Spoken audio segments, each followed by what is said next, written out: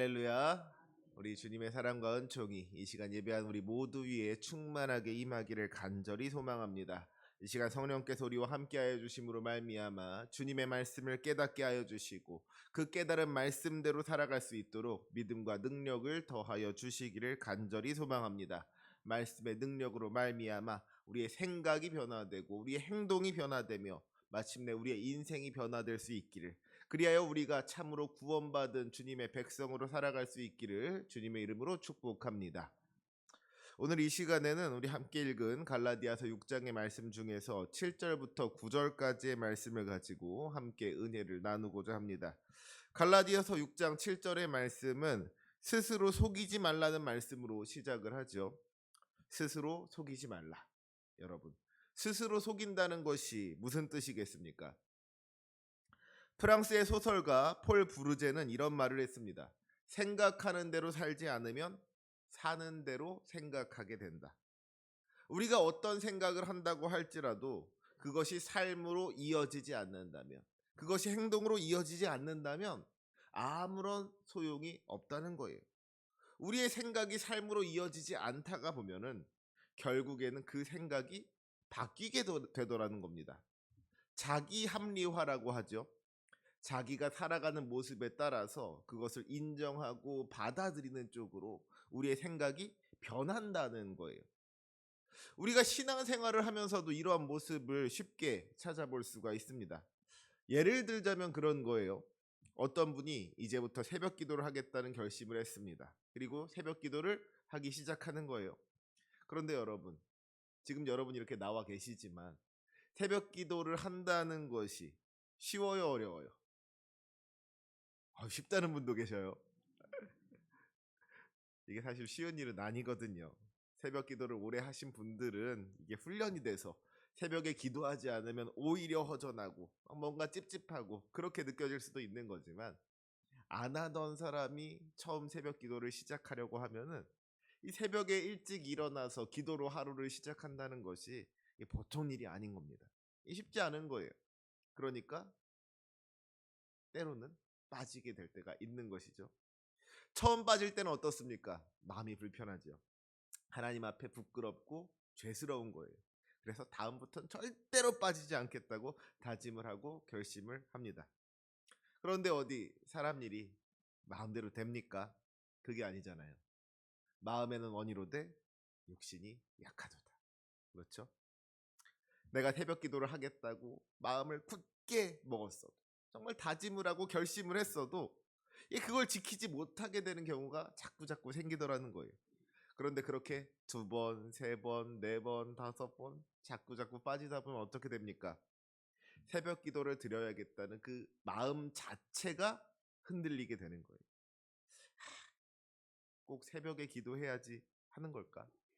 우리 주님은 언제나 어디서나 나와 함께 하시고 나의 기도를 들으시는 주님이신데, 졸지도 아니하시고 주무시지도 아니하시는 주님께서 아침에 하는 기도도 들으시고 점심에 하는 기도도 들으시고 저녁에 하는 기도도 들으실 텐데 왜 굳이 새벽에 힘들게 교회에 나와서 기도해야 하는 걸까? 그렇게 하지 않아도 괜찮지 않을까? 이 처음에 가졌던 마음이 흔들리게 되는 거예요. 그리고 심지어는 그거를 보기 좋게 포장하는 겁니다. 그래, 주님께서 사랑하시는 자에게 잠을 주신다고 했는데 내가 새벽 기도한다고 잠 설치고 하루 종일 피곤해하는 거 우리 주님께서도 별로 그렇게 기뻐하지 않으실 거야. 꼭 새벽 5시 반에 교회 가서 기도하지 않더라도 7시가 되었든지 8시가 되었든지 내가 일어난 그 시간에 기도하면 내 하루의 첫 시간을 주님께 드리는 거 아니겠어? 주님께서는 내가 새벽 기도한다고 그렇게 무리하고 힘들어하는 거 별로 원하지 않으실 거야. 주님께서는 내가 잘 자고 일어나서 힘차게 살아가는 걸 더 기뻐하실지도 몰라. 자꾸 새벽 기도를 빠지다 보니까 새벽 기도를 해야겠다는 그 생각 자체가 바뀌더라는 거예요. 자기가 사는 모습에다가 자기의 생각을, 자기의 믿음을 맞추게 되더라는 것이죠. 이것은 꼭 새벽 기도에만 적용되는 이야기가 아닙니다. 우리가 신앙생활하는 모든 부분에 다 적용할 수 있는 이야기인 거예요. 예배하는 것으로부터 시작해서 주님을 위하여 수고하고 헌신하고 봉사하는 것들, 때로는 희생하고 용서하고 사랑하는 것까지도 무엇이든지 내가 주님을 위해서 하려고 마음먹었던 것이 있다면 주님께서 그 마음 주셨을 때에 그 즉시로 순종할 수 있으시기를 주님의 이름으로 부탁드립니다. 실천하지 않으면 그 마음이 변하는 거예요. 행동하지 않으면 그 마음이 사라지는 겁니다. 그래서 야고보서 2장 17절 말씀을 보니까 뭐라고 했어요? 행함이 없는 믿음은 그 자체가 죽은 것이라 그랬습니다. 우리가 믿음대로 살지 않는 것은 우리의 믿음을 죽이는 일이라는 거예요. 행함이 없는 믿음은 변질되기 마련이고 결국에는 사라지게 된다는 것이죠. 우리가 우리의 믿음을 지키고 나아가 우리의 믿음을 성장시키려면 믿음대로 살아가야만 하는 겁니다. 머리로 아는 것으로 그치지 아니하고 그 말씀대로 지켜 행해야 한다는 거예요. 순종하는 믿음이 진짜 믿음이고 살아있는 믿음인 겁니다. 그 믿음으로 승리하는 저와 여러분이 되시기를 주님의 이름으로 축원합니다. 사랑하는 우리 성도 여러분, 사실 우리가 생각하는 대로 살아간다는 것이 결코 쉬운 일이 아니죠. 우리가 믿음대로 살아간다는 것이 이게 만만하지가 않더라는 거예요. 로마서 7장 19절에서 사도 바울이 고백하는 것이 무엇입니까? 내가 원하는 바 선은 행하지 아니하고 도리어 원하지 아니하는 바 악을 행하는도다. 우리가 무엇이 선인지를 다 안다는 거예요. 주님께서 원하시는 것이 무엇인지, 내가 어떻게 해야 우리 주님께서 기뻐하실지를 사실 다 안다는 겁니다. 그리고 그것을 원한다는 거예요.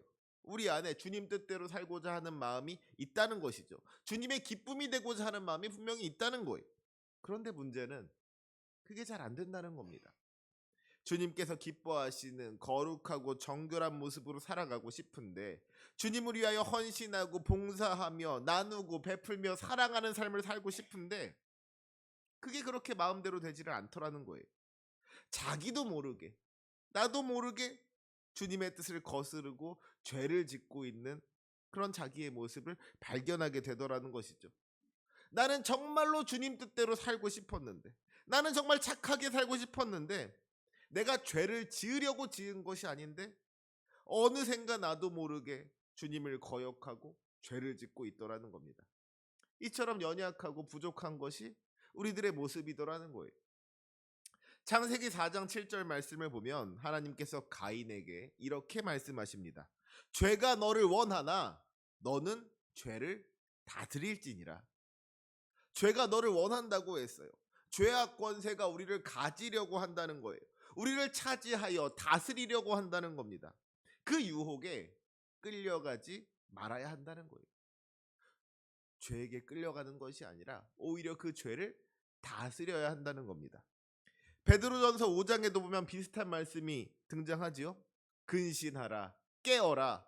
너희 대적 마귀가 우는 사자같이 두루 다니며 삼킬 자를 찾나니 너희는 믿음을 굳건하게 하여 그를 대적하라.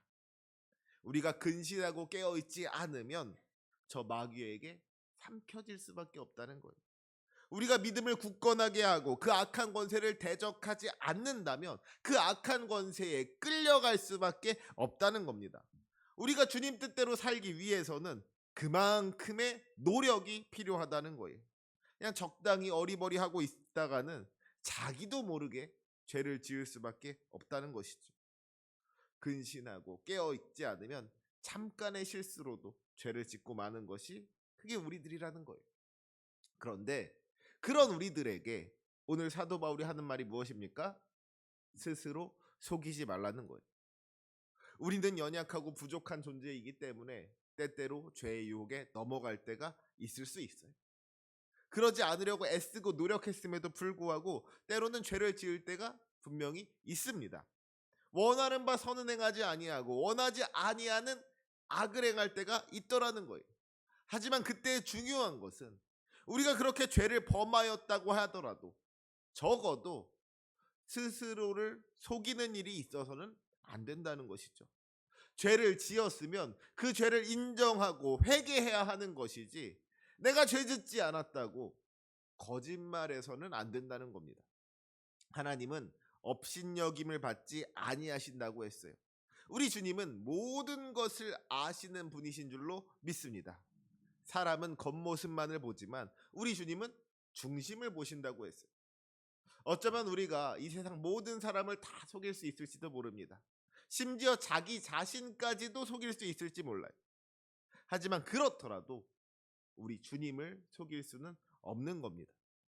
우리를 창조하신 주님께서는 우리의 모든 것을 다 알고 계시는 줄로 믿습니다. 그래서 주님께서는 우리의 머리털까지도 다 세신다 그랬어요. 우리의 모든 것을 다 알고 계시는 분. 우리가 미처 깨닫지 못했던 우리 마음속의 그 은밀한 욕망까지도 다 아시는 분이 우리 주님이신데 우리가 어떻게 주님을 속일 수가 있겠습니까? 그러니 우리는 우리 주님 앞에 정직해야만 하는 겁니다. 다른 사람은 다 속여도 우리 주님은 속일 수가 없는 거예요. 나 자신을 속인다고 하더라도 우리 주님은 속일 수가 없는 겁니다. 우리 주님은 업신여김을 받지 아니하시는 분이에요. 그러면서 이어지는 말씀을 보니까 사람이 무엇으로 심든지 그대로 거두리라 그랬습니다. 마태복음 7장 20절에도 보면 그들의 열매로 그들을 알리라 하셨죠. 콩 심은 데 콩 나고 팥 심은 데 팥 나는 거예요. 심은 대로 거두는 겁니다. 그러면 우리가 무엇을 심고 무엇을 거두느냐? 우리 8절 말씀 함께 읽도록 하겠습니다. 우리 8절 말씀 함께 읽습니다. 시작. 자기의 육체를 위하여 심는 자는 육체로부터 썩어질 것을 거두고 성령을 위하여 심는 자는 성령으로부터 영생을 거두리라. 아멘. 육체를 위하여 심는 자는 육체로부터 썩어질 것을 거두고 성령을 위하여 심는 자는 성령으로부터 영생을 거둔다고 했어요. 육체를 위하여 심는 자는 육체의 열매를 거두고 성령을 위하여 심는 자는 성령의 열매를 거두는 것이죠. 그런데 육체의 열매는 썩어져 없어질 이 땅의 것이고 성령의 열매는 영생이라는 것입니다. 그런데 여기서 중요한 것은 이 말씀이 스스로 속이지 말라는 말로부터 이어지고 있다는 거예요.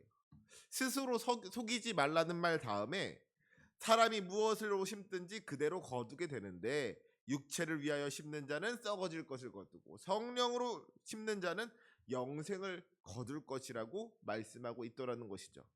그러니까 지금 사도 바울이 경계하고 있는 것이 무엇이냐?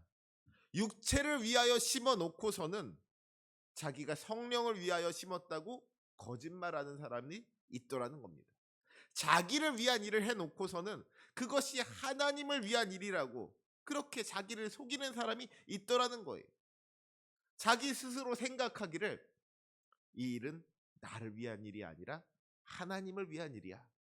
그렇게 자기 자신을 속이는 경우가 있더라는 거예요. 자기의 욕망을, 자기의 욕심을 하나님을 위한 것으로 포장하더라는 것이죠. 부끄러운 고백이지만 저 역시도 그랬던 경험이 있습니다. 저는 중학교 2학년 때부터 목회자의 꿈을 가졌어요. 원래는 어려서부터 내가 다른 건 몰라도 목사만은 안 할 거라고 그렇게 이야기하고 다녔었는데 그놈의 수련회를 잘못 가는 바람에 수련회에서 은혜를 너무 세게 받아가지고 내가 주님을 위해서 쓰임받고 싶다고, 내가 목회자가 되어서 주님을 섬기고 싶다고 그렇게 기도하게 된 거예요. 그리고 시간이 지나서 이제 수능 시험을 보는데 이게 웬 말입니까? 성적이 잘 나와도 너무 잘 나온 거예요. 어떻게 찍은 게 다 맞았는지 평소보다 훨씬 높은 점수를 받게 된 겁니다. 근데 그러니까 제 마음에 욕심이 생긴 거예요. 이 점수면 남들이 알아줄 만한 좋은 대학교 갈만 하겠는데? 서울의 유명한 대학교 갈만 하겠는데? 그런 생각이 들고 나니까 이 좋은 점수를 가지고 그 신학교에 가는 게 좀 아깝다는 생각이 든 거예요.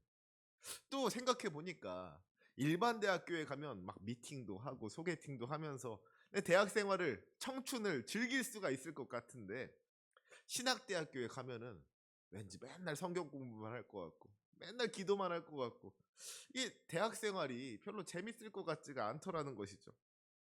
중학교 2학년 때부터 나는 나중에 목회자가 될 거라고, 그러니까 나는 나중에 신학대학교에 갈 거라고 그렇게 생각하고 살아왔는데 수능시험 한번 잘 본 것 때문에 그 마음이 다 흔들려 버린 겁니다. 그런데 그렇다고 해서 목회자가 되고자 하는 그 마음을, 그 꿈을 다 버린 건 아니었거든요. 그러니까 나중에 목사님이 되고 싶기는 한데 지금 당장 신학대학교에 가기는 싫었던 거예요. 이게 솔직한 저의 마음이었던 겁니다. 그런데요. 그러니까 제가 그 마음을 어떻게든지 좋게 포장하려고 하는 거예요. 자꾸 핑계를 찾는 겁니다. 요즘은 꼭 대학교부터 신학대학교에 가지 않더라도 목사님이 될 수가 있다고 하는데, 일단은 일반 대학교에 갔다가 나중에 대학원 때 신학대학원에 들어가면 되지 않을까? 일반 대학교에 들어가서 뭐 역사를 공부한다거나 철학을 공부한다거나 무슨 상담을 공부한다거나 이렇게 뭐 다른 걸 좀 공부하면은 나중에 내가 좋은 목사님이 되는 일에도 그게 훨씬 더 도움이 되지 않을까? 진짜 신학밖에 모르는 목사님보다는 그렇게 다양한 거를 아는 목사님이 더 좋은 목사님이 될 수도 있는 거 아닐까? 막 이런 생각이 들더라는 거예요. 사실은 뭐예요? 제가 세상의 즐거움을 놓치기 싫어서, 좀 더 놀고 싶어서, 그래서 하나님의 일을 뒤로 미루려는 것이면서도 마치 그것이 하나님을 위한 일인 것처럼 자기를 속이려고 했다는 것이죠. 참 다행스럽게도 저희 아버지가 목사님이셨거든요. 저희 아버지께서는 제가 신학대학교에 가도록 강제하셨습니다. 제가 일반 대학교에 가는 걸 허락하지 않으셨어요. 목사가 되려면 신학교에 가지 뭔 소리냐고 저를 막 혼내고 나중에는 솔직히 조금 때리셨습니다. 그래서 뒤지게 맞고서 신학교에 가게 되었어요. 그러니까 그때는 그게 얼마나 싫었는지 몰라요. 내가 여기 있을 사람이 아닌데, 내가 저 좋은 학교에 가야 되는데, 내가 좀 유명한 그런 학교에 가야 되는데, 남들이 알아주는 학교에 갔어야 되는데, 내가 왜 여기에 남들이 알아주지도 않는 신학교에 와 있나? 그도 그럴 것이, 제가 이제 감리교 신학대학교를 나왔거든요. 택시 타고서 기사님 감리교 신학대학교 가주세요 그러면은 모르셨어요. 우리 학교 앞에 금화 초등학교가 있는데 금화 초등학교 가주세요 그래야지 택시 기사님이 알아듣고 가주세요. 그러니 그런 학교 얼마나 가기 싫었겠습니까? 누가 알아주지도 않고 미팅 소개팅 꿈도 못 꾸고 재미도 없고, 그러니까 막 내가 여기 있을 사람이 아닌데 미련이 남고 후회가 되더라는 것이죠. 하지만 이제 와서 돌아보면 어떻습니까? 만약에 그때 제가 신학교에 가지 않고 일반 대학교에 갔더라면 저는 아마도 목회자의 꿈을 잃어버렸을지도 모릅니다. 막상 대학원에 갈 때가 되었을 때는 또 다른 핑계를 찾았을 수도 있는 거예요. 꼭 목사가 되는 것만이 하나님께서 기뻐하시는 일일까? 목회자가 되지 않더라도 내가 서 있는 자리에서 열심을 다해서 하나님을 섬기면 그걸로 충분하지 않을까? 뭐 이런 식으로 또 그때 가서는 다른 핑계를 찾았을 수도 있는 겁니다. 그리고 그랬더라면 오늘 저는 이 자리에 설 수가 없었을 거예요. 그렇죠? 사랑하는 우리 성도 여러분, 자기를 속이지 마시기 바랍니다. 지금 여러분은 무엇을 심고 계십니까? 나를 위한 것이 아니라 주님을 위한 것을 심으시기 바랍니다. 내가 좋아하는 것이 아니라 우리 주님께서 기뻐하시는 것을 심으시기를 바랍니다. 육체를 위하여 심는 자는 썩어질 것을 거두고 성령을 위하여 심는 자는 영생을 거둔다고 했어요. 신실하신 주님께서 우리가 심은 대로 거두게 하신다는 것이죠. 그래서 오늘 본문 9절 말씀해 보니까 뭐라고 하고 있습니까? 우리 9절 말씀 함께 읽도록 하겠습니다. 시작. 우리가 선을 행하되 낙심하지 말지니 포기하지 아니하면 때가 이름에 거두리라. 아멘. 주님 뜻대로 살아간다는 것이 결코 만만한 일이 아니죠. 주님을 따른다는 것은 좁은 길로 간다는 겁니다. 주님을 따르기 위해서는 자기 십자가를 져야만 하는 거예요. 그래서 때로는 낙심하게 되는 일도 있습니다. 너무 힘들고 지쳐서 다 포기하고 싶을 때가 있더라는 거예요. 하지만 그럼에도 불구하고 낙심하지 아니하고 포기하지 아니하고 우리 주님의 뜻을 끝까지 붙잡으면 마침내 그 모든 것이 열매 맺게 될 날이 올 줄로 믿습니다. 때가 이르러 거두게 될 날이 올 줄로 믿습니다. 신실하신 주님께서 우리가 심은 대로 거두게 하여 주실 줄로 믿습니다. 주님 뜻대로 선을 행한 사람은 우리 주님께 칭찬받을 날이 올 것이고요. 주님의 뜻을 거슬러서 악을 행한 사람은 우리 주님 앞에서 징계를 받게 될 날이 반드시 온다는 것이죠. 그러니 여러분, 오늘 우리는 무엇을 심어야 하겠습니까? 바라기는 이 시간 예배하는 우리 모두가 성령을 위하여 심어서 영생을 거두는 주님의 복된 자녀 되시기를 주님의 이름으로 간절히 축원합니다. 내가 지금 무엇을 심고 있는가? 자신을 돌아보셨으면 좋겠어요. 혹시라도 내가 나를 위한 것을 심고 있으면서 하나님을 위한 것을 심고 있다고 자기 자신을 속이고 있지는 않은지 우리 자신을 좀 돌아봤으면 좋겠습니다. 그리고 오늘 하루도, 우리에게 주어진 이 하루도 정말로 주님을 위하여서 심는, 그리하여 주님께서 기뻐하시는 열매를 맺는 복된 성도들 되시기를 주님의 이름으로 축원합니다. 아멘. 기도하시겠습니다.